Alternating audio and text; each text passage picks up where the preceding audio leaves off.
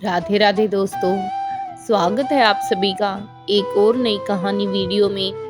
तो चलिए, यहाँ पर मैं आपको ठाकुर जी भोग के लिए किस तरह पिटाई खाते हैं और किस तरह एक भक्त के लिए भोग जो अर्पण किया है उसका भोग लगाते हैं। तो चलिए कहानी शुरू करते हैं। एक समय किसी गांव में एक छोटा सा बच्चा अपने माता पिता के साथ रहता था। उसकी जो बुद्धि थी वो बड़ी निश्चल और कपट से दूर और बड़े ही शांत मन की थी, इसलिए लोग उसे भोला कहते थे और उसका नाम भोला ही रख दिया गया था। भोला अक्सर अपने पिता के साथ गायों को चराने जाया करता था। फिर किसी कारणवश उसके माता पिता का देहांत हो गया और वह अकेला पड़ गया।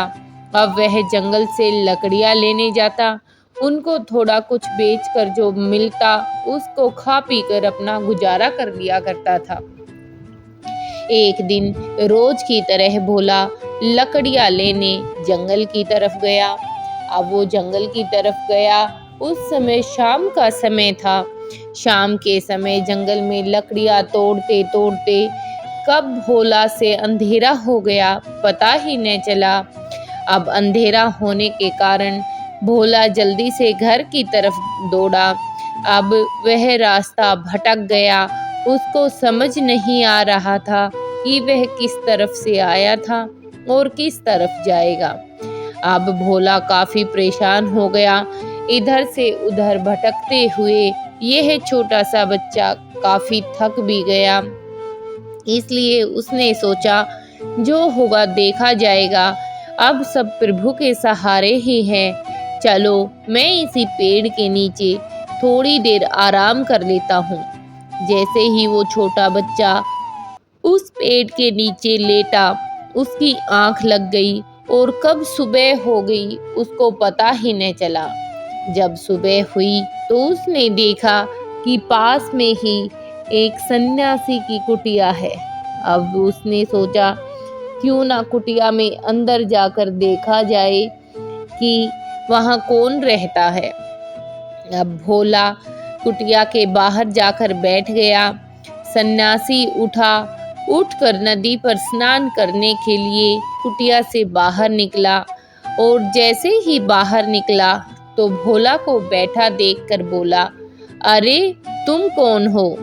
तब भोला ने कहा, गुरुजी मैं भोला हूँ, मेरा इस दुनिया में कोई नहीं है, मैं इस जंगल में रास्ता भटक गया हूँ, क्या आप मुझे अपनी शरण में ले लोगे? इतना सुनते ही गुरुजी ने, जो उसके करुण स्वर थे, उनको देखकर और सुनकर बड़ी दया आई और कहा, ठीक है तुम मेरे आश्रम में रह लो, यहाँ पर तुम्हें कोई तकलीफ नहीं होगी। भोला बहुत खुश हो गया और वहीं सन्यासी के पास रहने लगा। सन्यासी के छोटे मोटे काम भी कर दिया करता था, जैसे झाड़ू लगाना, लकड़ियाँ लाना, खाना पकाना। इन कामों में वो सन्यासी की बहुत मदद करता था। सन्यासी के आश्रम में कभी भी कोई आता जाता नहीं था। यही एक मुख्य कारण था कि भोला किसी को जानता नहीं था। सन्यासी ठाकुर महाराज की बहुत ज़्यादा सेवा करता था। बड़े ही भक्ति भाव से ठाकुर जी को रोज सुबह स्नान कराता और भोग लगाता था और उनकी सेवा करता था। भोला देखता तो था, लेकिन भोला उस कक्ष में कभी नहीं गया जहाँ पर ठाकुर जी की प्रतिमा रखी थी। अब एक ऐसा समय आया जब गुरुजी को किसी के बुलाए के कारण आश्रम से कहीं दूर जाना पड़ा। अब जब गुरुजी आश्रम से दूर जाने लगे तो उनको चिंता हुई कि मेरी गैर हाजिरी में यहाँ पर ठाकुर जी की सेवा कौन करेगा। तब गुरुजी ने भोला को बुलाया और कहा, भोला क्या तुम मेरी गैर हाजिरी में मेरे ठाकुर जी की सेवा कर दोगे? तब भोला ने कहा, हाँ हाँ गुरुजी, जैसा आप कहोगे मैं तो वैसा ही करूँगा, आप तो मेरे गुरु हो। इस पर गुरु ने कहा, ठीक है, रोज सुबह ठाकुर जी को स्नान कराना और उनको भोग जरूर लगाना। पहले उनको भोग लगाना, उसके बाद ही स्वयं खाना खाना। यह है जो तांबे की कटोरी रखी है, इसमें ही ठाकुर जी को हमेशा भोग लगाना। भोला ने कहा, ठीक है गुरुजी, आप निश्चिंत होकर चले जाइए, मैं यहाँ पर ठाकुर जी की बहुत अच्छे से सेवा करूँगा। अब गुरुजी भी निश्चिंत होकर अपने काम से बाहर चले गए और भोला वहीं पर आश्रम में रुक गया। अब अगली सुबह जब हुई तो भोला ने उठकर स्नान के लिए जाने लगा। तभी उसे याद आया कि अरे, आज तो मुझे ठाकुर जी को भी नहलाना है। यह याद आते ही भोला उस कक्ष की तरफ चला जहाँ पर ठाकुर जी की प्रतिमा रखी थी। जैसे ही उसने दरवाजा खोला, एक लंबी चौड़ी 6 फीट की प्रतिमा ठाकुर जी की, जो कई धातुओं से बनी हुई थी, उसको देखकर भोला ने सोचा, अरे ठाकुर जी तो बहुत बड़े हैं, लेकिन चाहे जो हो, अब मुझे इनको स्नान तो कराना ही है, इसलिए चलो इनको नदी पर लेकर जाता हूँ। ये सोचकर भोला ने ठाकुर जी की प्रतिमा को अपनी कमर पर रखा और अपनी पीठ पर बैठाकर नदी में स्नान कराने के लिए ले गया। अब नदी में स्नान कराने के बाद भोला ने खुद भी स्नान किया और ठाकुर जी को भी स्नान कराया और फिर वहाँ से वापस आने की तैयारी की। जब भोला वापस आने के लिए ठाकुर जी की प्रतिमा को नदी से बाहर निकाला, तभी भोला ने सोचा, अरे ठाकुर जी के पास कपड़े तो है ही नहीं, इसलिए उसने अपना गमछा उतारकर ठाकुर जी की प्रतिमा को चारों तरफ से लपेट दिया।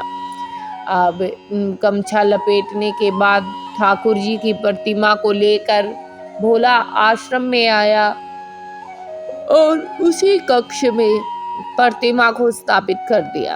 अब प्रतिमा को स्थापित करने के बाद भोला ने भोजन बनाया और भोग लगाने के लिए जब कटोरी उठाई तो भोला ने सोचा, अरे इतने बड़े ठाकुर जी का इस छोटी सी कटोरी से भला क्या होगा, वह तो मेरी ही कदकाठी के हैं, उनको तो मेरे समान ही खाना खाना चाहिए। ये सोचकर भोला ने उतनी ही रोटियां अपने लिए रखी और उतनी ही रोटियां ठाकुर जी के लिए रखी और वैसे ही सारी थाली तैयार की जैसे अपना खाना खाता था। थाली में 7-8 रोटी, 1 कटोरी सब्जी और जो भी मिष्ठान बना हुआ था वह सब लेकर अब वो ठाकुर जी की प्रतिमा के सामने पहुंच गया। अब ठाकुर जी की प्रतिमा के सामने पहुंचकर भोला ने आवाज लगाई कि आइए ठाकुर जी, भोजन कर लीजिए। अब ठाकुर जी वहां हो तो आए। फिर से भोला ने कहा, आइए ठाकुर जी, अब देर ना करिए, जल्दी से खाना खा लीजिए। भोला ने बार बार यही बातें कई बार दोहराई, लेकिन ठाकुर जी नहीं आए। अब भोला ने सोचा कि मैं उनको खाना खिला रहा हूँ, गुरुजी नहीं है तो शायद हठ पकड़ ली है। तो भोला ने कहा कि देखो ठाकुर जी, आज गुरुजी किसी कारण से बाहर गए हैं, आपको ऐसे हठ नहीं करनी चाहिए, मेरे हाथों से जल्दी से खाना खा लीजिए। ठाकुर जी तब भी नहीं आए। भोला हो गया काफ़ी परेशान, बार बार कुछ कुछ विन्नतें कर रहा कि आइए ठाकुर जी, ऐसा करेंगे, खाना खा लीजिए, खाना ठंडा हो जाएगा, खाना खा लीजिए, आप खाओगे तो मैं खाऊंगा, आइए ठाकुर जी खाना खा लीजिए। लेकिन ठाकुर जी नहीं आए। अब जब ठाकुर जी वहां नहीं आए तो भोला ने कहा, देखो ठाकुर जी, खाना खाने तो आपको आना ही पड़ेगा, नहीं तो मैं मेरे गुरु के सामने झूठा साबित हो जाऊंगा। अगर आपको बिना खाना खिलाए मैंने खाना खाया तो सब सोचेंगे कि यह तो एक झूठा आदमी है जिसने अपने गुरुजी को झूठ बोल दी और ठाकुर जी को भोग पे लेने लगाकर खुद खा लिया। ये सारी बातें कहने के बाद भी जब ठाकुर जी वहां नहीं आए तो भोला काफी गुस्सा हो गया। अब भोला से रहा नहीं जा रहा था, उसको भूख बहुत जोरों से लग रही थी। इसलिए भोला ने कहा, पास ही पड़े मूसल को देखते हुए कहा कि आइए ठाकुर जी, या तो आइए आकर आप खाना खा लीजिए, नहीं तो इस मूसल से मैं आपकी काफी पिटाई करूंगा। क्योंकि भोला ने अपनी बुद्धि लगाई, जब गायें उसको परेशान करती थी तो वह उनको डंडे से पिटाई करता था और वो सब एक जगह इकट्ठी हो जाया करती थी। इसीलिए भोला ने सोचा अगर खाना खा लूँगा तो फिर मैं झूठा पड़ जाऊंगा, इसलिए ठाकुर जी को तो बुलाना ही पड़ेगा। अब वह बार बार विनती की, ठाकुर जी नहीं आए तो अब उसके सब्र के सारे बांध टूट चुके थे। भोला काफी परेशान हो चुका था बार बार बोलकर। अब भोला ने अंत में वह मूसल उठा ही लिया और उठाकर एक मूसल को घुमाकर धै मारा ठाकुर जी की प्रतिमा के ऊपर। अब ठाकुर जी की प्रतिमा पर लगते ही ठाकुर जी की प्रतिमा से टन की आवाज आई, जो काफी देर तक भोला के कानों में गूंजती रही। वहां स्वर्ग लोक में श्री हरि विष्णु शेषनाग की सैया पर लेटे हुए थे। अब शेषनाग की नैया पर बैठे लेटे लेटे उन्होंने एकदम से उनके मुंह से आह निकली। अब ठाकुर जी के मुंह से जैसे ही आह निकली तो वहीं पास जो लक्ष्मी माता थी वो बैठी उनके पैर दबा रही थी। अब लक्ष्मी माता ने कहा, क्या हुआ महाराज, आपके मुंह से ऐसे करुणा भरे स्वर आह जैसे क्यों निकले। तब श्री हरि विष्णु ने कहा, देखो लक्ष्मी, नीचे एक मेरा भक्त मुझे खाना न खाने के कारण मूसल से पिटाई कर रहा है, कहिए अब क्या किया जाए। ये सुनकर माँ लक्ष्मी ने कहा कि देखो भगवान, आप मेरी बात मानो और आपको तो इसको दर्शन देने पड़ेंगे। आप इसकी पिटाई को न देखिए, इसके निश्चल भाव को देखिए, इसके दृढ़ संकल्प को देखिए। आपको इसके दृढ़ संकल्प और निश्चल भाव के कारण इसको दर्शन देने ही होंगे। आपको तो पता है कि जब तक आप खाना नहीं खाओगे ये भी खाना नहीं खाएगा। तो ये सारी बातें सुनकर भगवान श्री हरि विष्णु एकदम से भोला के सामने प्रकट हो गए। अब भोला ने पूछा, तुम कौन? तो भगवान श्री हरि विष्णु ने कहा कि मैं नारायण ठाकुर जी हूँ। तो भोला ने कहा, आइए आइए ठाकुर जी, अब भी तो आए। मार खाने के बाद पहले ही आ जाते तो मुझे आपकी पिटाई तो न करनी पड़ती। अब नारायण जी भोला के ऐसे सवर देखकर मुस्कुराने लगे कि इसका तो नाम भी भोला है और काम भी भोला ही है। ये देखकर नारायण जी मुस्कुराए और कहा, कोई बात नहीं भोला, आ जाओ, अब तुम और मैं दोनों एक साथ खाना खाएंगे। तब भोला ने कहा, अरे नहीं नहीं, मैं आपके साथ खाना नहीं खा सकता। तब उन्होंने कहा कि क्यों, तुम मेरे साथ खाना क्यों नहीं खा सकते। तब भोला ने कहा कि अगर मैं आपके साथ खाना खाऊंगा तो मेरा वचन झूठा जाएगा आपको पहले खाना खिलाने का, इसलिए पहले आप ही खाना खाइए फिर मैं खाना खाऊंगा। अब श्री नारायण हरि विष्णु ने कहा, नहीं नहीं, तुम भी आओ और हम दोनों मिलकर एक दूसरे को खाना खिलाएंगे और खाना खाएंगे। तो भोला की आंखों में आंसू आ गए। इतना प्यार देखकर भोला खुद को रोक न पाया और श्री नारायण हरि विष्णु के साथ खाना खाने के लिए बैठ गया। अब भोला और नारायण भगवान दोनों ने खाना खाया। खाना खाकर जैसे ही नारायण भगवान चलने लगे तो भोला ने कहा, ठीक है ठाकुर जी, कल समय से आ जाना, नहीं तो मूसल दिख रहा है ना आपको। ये कहकर भोला हंसने लगा और ठाकुर भगवान भी हंसने लगे और ठाकुर जी ने कहा, ठीक है भोला, कल मैं समय से आ जाऊंगा। अब तो रोज ठाकुर जी समय पर आने लगे और भोला के साथ खाना खाने लगे। उधर गुरुजी भी आज वापस लौट आए थे। आने के बाद गुरुजी ने स्नान किया और भोला को आवाज लगाई कि लाओ भोला, ठाकुर जी का भोग ले आओ, मैं उनको भोग लगा देता हूँ। तब भोला ने कहा, ठीक है गुरुदेव, और उतना ही खाना रख कर ले आया जितना वह रोज खिलाता था।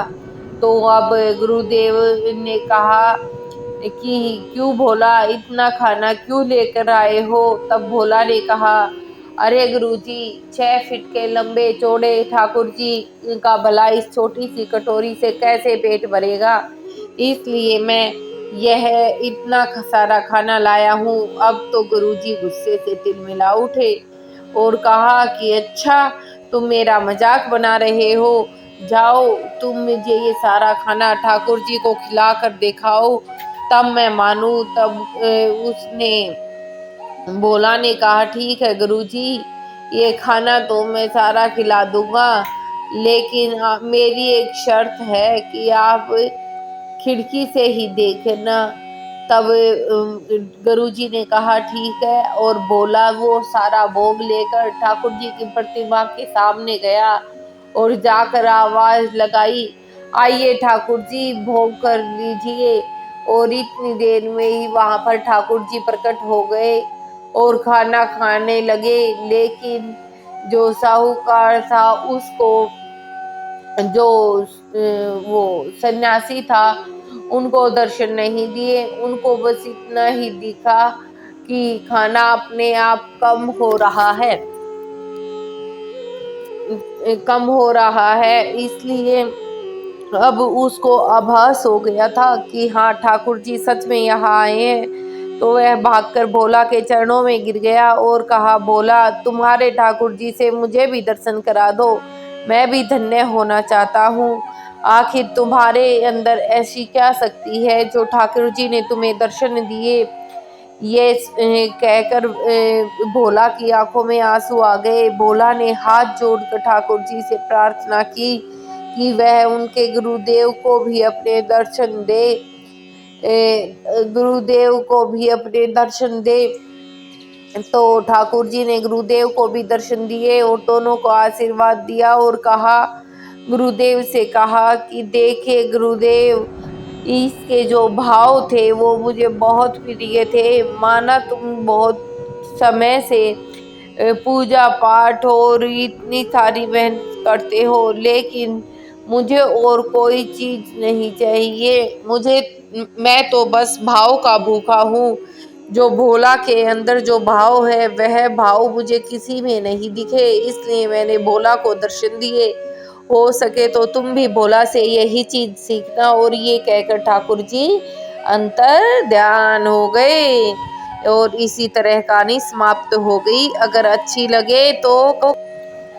लगे तो शेयर जरूर करना, कमेंट जरूर करना और नई रिक्वेस्ट कहानी की आप डाल सकते हो। और इसी तरह मेरा मोटिवेशन बनाए रखना। यहाँ तक कहानी सुनने के लिए आपका बहुत बहुत बहुत सारा धन्यवाद। तो मिलेंगे एक और नेक्स्ट न्यू इंटरेस्टिंग वीडियो में। तब तक के लिए जय श्री कृष्ण, राधे राधे।